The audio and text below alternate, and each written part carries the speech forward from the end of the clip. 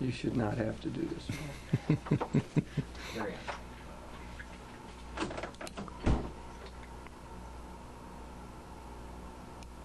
Well, Dick, I want to welcome you onto the program here.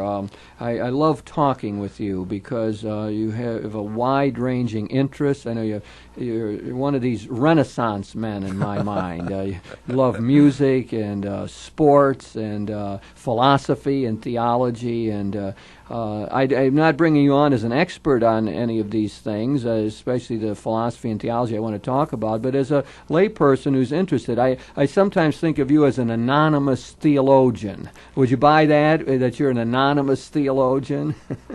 Silent, I think more specifically. You like to call yourself a silent theologian. That's it. Well, you certainly are interested in those kind of questions, and I want to talk a little bit with you about the whole question of religious language and how religious language functions. And there's really, in the 20th century, we've had a lot of challenges which sort of say something like religious language is nonsense and it doesn't mean anything. And in that analytic tradition that talks like this, there's a famous story that's told, and it goes like this. There's two explorers. They come upon a clearing in a jungle, and when they get there, they see growing flowers and weeds side by side. And the one person who's a believer, represents believers, he sees the beautiful flowers, and he says, a gardener must tend these flowers. And the other guy says, he sees the weeds, and he says, no, these things are just growing here like this. So they end up, and they say, well, let's check this out. So they sit down, they set up tents so that they can watch through the night to see if the gardener comes to tend the flowers. Well, at the end of the night, no, they haven't seen anyone come, and the believer says, well, yeah, he comes, but he's invisible. You can't see this gardener, but he does tend the flowers. So then they go even further, and they say, well, let's build sort of an electric fence around here so that we really know if anybody came or not.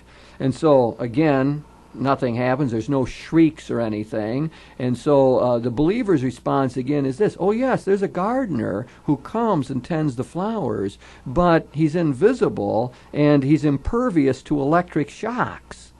And so the skeptic ends up saying something like this: well, I mean, this is just your interpretation. What would it take for you to say that there's no gardener who comes to tend the flowers? What would it take? That was what they called it, the principle of falsification. I mean, what evidence would you have to have before you'd say, yeah, you're right, there's no gardener? Now, I mean, maybe that's a way to get into this whole question here about religious language and how it functions and sort of the skepticism that arises around it. I know you've had some personal experiences along that line and have had your own ways of wrestling with the question of belief and religious language. I don't know if you want to share that or not, but might be another way of getting at it. Well, my sense of religious language is its necessary and essential futility. Now that's quite a phrase. It's necessary and essential. And essential futility. Futility. Uh-huh. It's a necessary function that is, by its very nature, futile. We're going to get an argument, Dick. Go ahead. Let me hear it. And maybe the personal reference helps, but... Well... The view derives principally from a view of language and the limitations of language. Language is determined by one's culture. One's culture is determined by the language. Language precedes the thought. It forms the thought of a person who forms a part of a culture. Okay, so we're born in the United States, therefore we learn English, and the English language shapes a lot of the ways we see the world. That's right? correct. Okay. And our ability to comprehend is fashioned by and limited by our language. Our language is a set of symbols and signals that is idiosyncratic to our culture. It's common to all cultures that there is language. There is no culture without language. But our language, our set of symbols, our set of signals is idiosyncratic. They are man's creation. They are the creation of human culture. And it changes as time goes. Let me say, if someone in a certain context says, that's bad, it really means it's good. There's a certain culture in which to say something is bad means that it is cool or good or on target. You're referring to the evolution of signification of words. So I use that word as a signal to say that's bad when you do something which really signals to you that I approve of what you're doing or think it's neat or cool or whatever metaphors we use. But what I want to focus on here is the essentially symbolic nature of language. It is not the reality. It is our way of relating to the reality. It's a way of our creating for ourselves the reality to which we relate. But it's not the reality itself. It's a set of symbols. The set of symbols are not sacred. Religious language is an effort to deal with the divine experience, with something that transcends something. It is an affirmation of that which is beyond the ordinary. It's the affirmation of the holy. Language, however, because it is necessarily symbolic, necessarily idiosyncratic, culturally defined, varies from time to time. It cannot be the reality. When one realizes the limitation of language, that it is merely a set of symbols, a set of signals we use, one must realize that what religious language attempts to do is necessarily beyond what language is capable of achieving. Maybe we're not going to have an argument. I hope we do. I mean, I can go along with that to this point. Go ahead. Therefore, and for a very long period of time, 17 years in my life, I believed that the only authentic religious response was a combination of awe, silence, and humility. That the religious, it was a period during which the religious effort was necessarily inauthentic for me. Could I say that you resonated with Wittgenstein's famous statement? He's a 20th century philosopher of language, Ludwig Wittgenstein, who said, that whereof you cannot speak clearly, you must remain silent. Would that have been a phrase that made sense to you during that 17-year period? That 17-year commenced with my beginning awareness of Wittgenstein. Yeah, when you first read Wittgenstein. That's right. And that probably was connected with the early Wittgenstein, who wrote a book called the Tractatus. And his last sentence in that book was what I said, that whereof you cannot speak clearly, you must remain silent. He had 7 main theses that he developed in that book, and the 7th one was that precise point. And I take it that had an influence on you. It did immensely, 17 years worth of influence. The evolution, however, of my thought developed in that there came a time when I focused on, it became clear that of the importance of language, that it is, notwithstanding its essential limitations, is nevertheless the medium in which we are conscious. It is what we are. It is how we understand it is the only way we have of understanding language. It's imperfect, it's necessarily other than the reality that we attempt to grasp, but it is the medium through which we are conscious. That's well expressed. I mean, I agree with that. I mean, language is fundamentally a symbol system, and it's done in a context of a culture, and that language points. It is not a picture of reality, but it points to reality. But deriving now a theology from those principles one comes to the realization that it is an very difficult and indeed impossible task to maintain.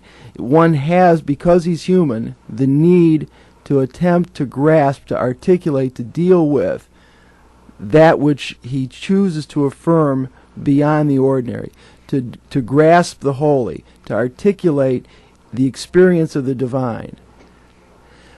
Yet one must necessarily acknowledge that the symbols and the signals that he uses to deal with that, as he must deal with it, those symbols are will necessarily fall short. They are other than the reality. One must acknowledge that whenever he says something theological, he must acknowledge that it's false. He must assert, but he must acknowledge that what he's saying is, in a sense, in a Wittgenstein sense, nonsense. Yes. Can I pick up on that at that point? Have you completed that? No, I want to just, I want to liken, I think the clearest depiction, well, I want to say two things. Number one, very informative on my thoughts was that story from Exodus, where Moses came down from the mountain with the Ten Commandments and confronted the Israelites who had built the golden calf. It's a story of the tradition's condemnation of idolatry. The fact that the calf was golden is immaterial. It could be tin, it could be wood, it could be words, and that's what's important, that words are potentially as the material for idolatry as is gold, tin, or any other palpable subject. Well said. And that the language that we use is as fully capable of becoming the material of idolatry as the golden calf. And yet, the nature of human consciousness, because language is the medium in which we are conscious, requires that we attempt through language to deal with the experience of the holy. Now, one more brief story. That to me says that the clearest statement of the essential futility of theology is the myth of Sisyphus. Sisyphus was that Greek demigod, perhaps, who was very cunning, and even to the point of defying death. Zeus, to punish Sisyphus for having defied death, condemned him to spending eternity seeking to roll a large rock up a steep incline. A task that he could never achieve, but a task that he could not abandon. That, to me, is the essential nature of theology. And unless we don't have a problem in making the effort, we have millennia of effort at theologizing. The risk, however, is ever present of idolatry. In fact, the risk has been realized for centuries. It is the risk that by adopting certain symbols, certain signals that are essentially only language, by giving them a blessing or a reverence beyond what language is necessarily limited to being, we commit idolatry.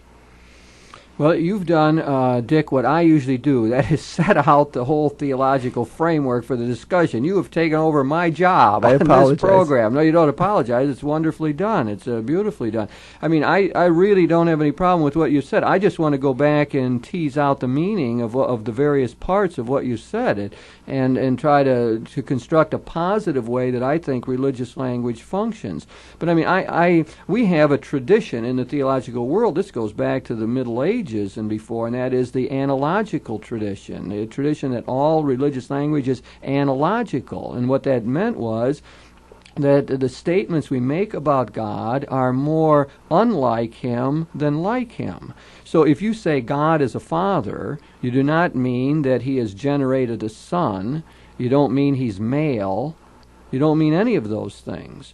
So that when you say God is a father, the word father is more unlike God than like God, the male fathers that we know. So what our claim in analogical thinking is that still the word Father, when said about God, is telling us something good and true and important about the ultimate mystery, and that is that mystery is gracious or kind, or is the origin of life, or functions like a good father does, only more so. That's another part of the language. It's all more so. But the risk of idolatry is there even in the task of grasping. Yeah, I agree. I agree with that side of what you're saying also. I agree with that. In other words, you're always in danger of allowing the language to stand directly for the religious realities we're talking about. And that exists because of the nature of language, and it can be forestalled only by denying that which has just been asserted. Yeah, that's right. That's right. That's the way religious language works. It works through affirmation and negation. So just like I'm saying, if to say God is our Father, you have to, part of what that means is negation. He's not a male. And he didn't beget children in that way, generate children in that way. You must say that. But then there's the positive side of it also, is the claim of the theologian that it is saying something about reality. And that's to get back to Ludwig Wittgenstein, the great 20th century philosopher, born in Vienna and taught at Cambridge for a while, and wrote two important books in his life. They're greatly influential in all this. But Wittgenstein, in his later thoughts, said that yes, there's various language games, and one of those language games, the way I would see it, is theological. But you have to know what the rules of the game are. And the rules of the theological game are that the language, as you've, I think, accurately pointed out, and I don't have any quarrel with it, that language points to a reality. It does more than that, and I want to get to that, but it points to a reality that it can never capture. Paul Tillich, for example, liked to talk about the God above God. That is, all the stuff you eventually say about God and all the theology you ever write, still God is more than that. This is why Thomas Aquinas said at the end of his life something like that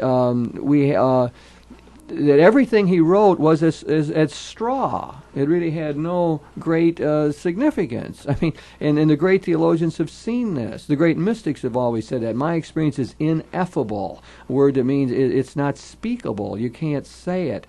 And Thomas Aquinas said that the most important thing you could know about God is that you don't know God. And he developed this whole analogical language. So I see it through the whole tradition. We call that negative theology or apophatic theology, a word that no one else would know, but it's a tradition that says there's a certain silence about God that's called for. That's why I would call your 17-year period when you were in a state of silence and awe to be a very religious stage. Because if you look at the history of religious thought, to be silent before the mystery and to have an awe in the face of reality are what we have commonly called the great religious realities. Those are religious sensibilities. In fact, Rahner, like my teacher, Karl Rahner, liked to say, that he would feel that you were closer to God in that posture than somebody who was talking glibly about God as though God was his grandfather and he knew everything about him.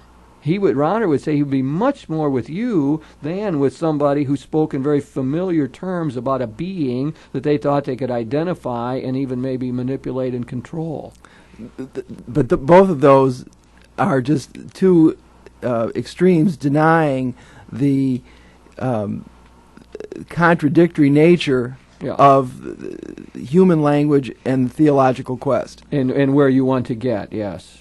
They are fundamentally at odds. That which is the goal is unachievable, and yet in order to be fully human, we must ever try pursue the effort. That's right. Rahner said that if the word God ever disappeared from the vocabulary entirely, what would happen to us? And his answer is we would revert to the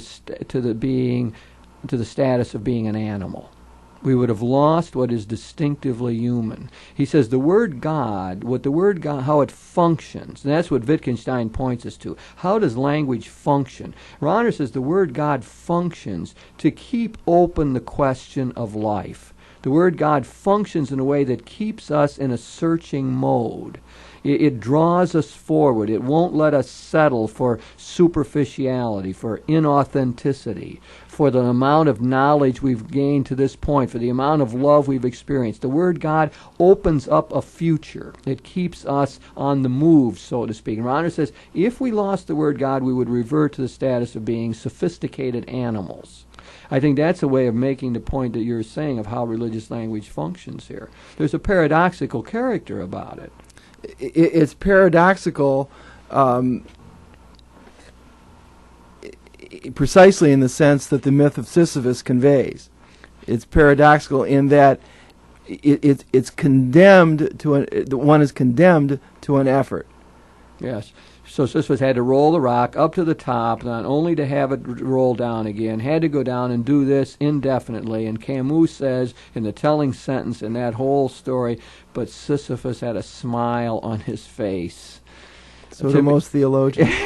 that becomes, yeah, but I mean, I think so for Sisyphus, for Camus, was the absurd hero. And he's absurd hero because he's doing what you're saying you have to do. You have to work, it seems to me, in saying my language will always be incomplete, my quest will be incomplete, but I dare not abandon it. We have to keep refining our language, trying to find better ways of talking about God and communicating it to others. That, again, is part of what the theologian is supposed to try to do. Always bearing in mind not simply the futility of what you're doing, but the potential sinfulness of what you're doing in terms of one is always on the verge of idolatry.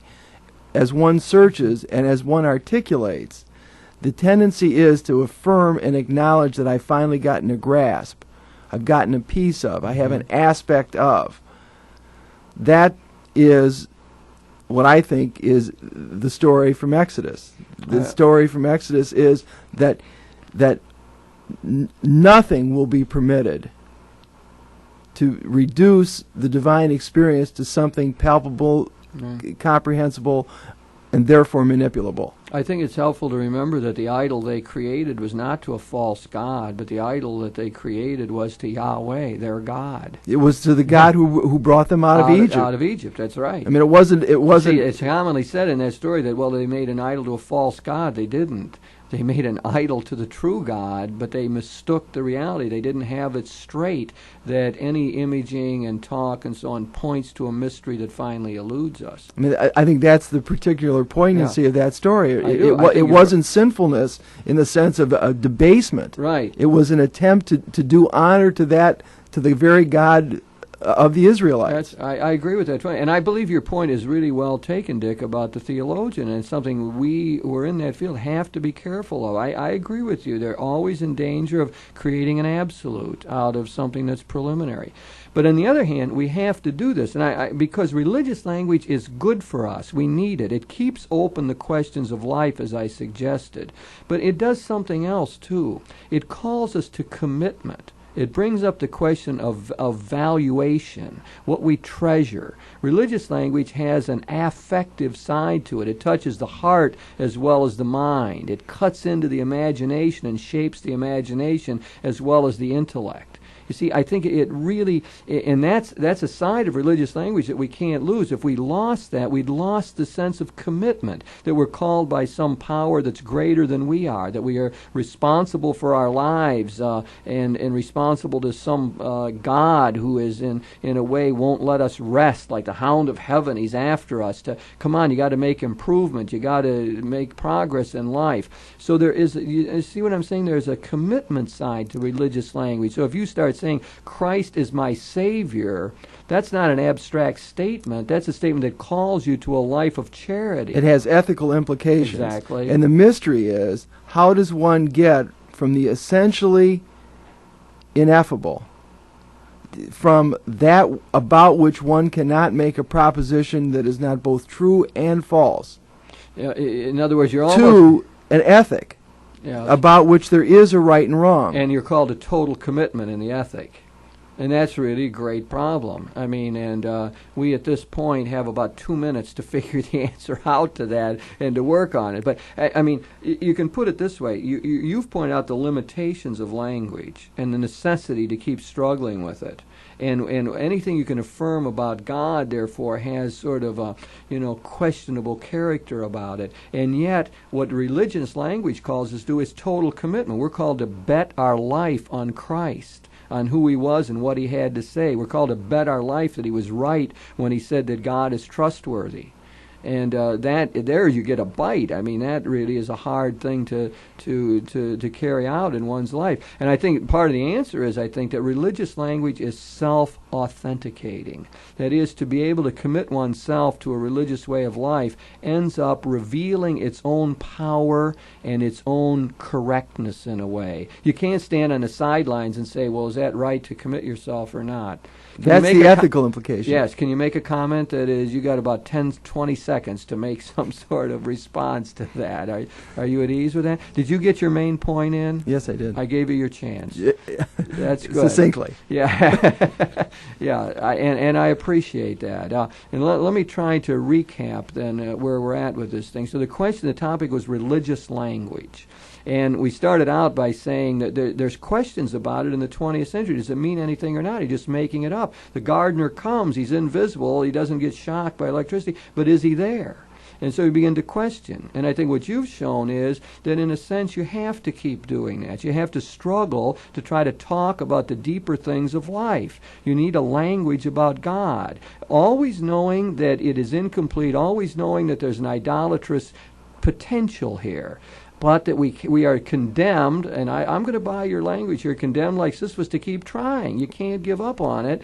Can't give up on it. We have to keep going with it. And so I'm trying to say, but the religious language does something else. It illuminates reality, helps us to know who we are. It keeps a future open to us so we don't give up or just fall into routine. And finally, it draws us to commitment. It says there are values you've got to work for. There's a lifestyle you have to try to live out. There's a God calling you by name, and by golly, we're called to respond to that kind of deep language.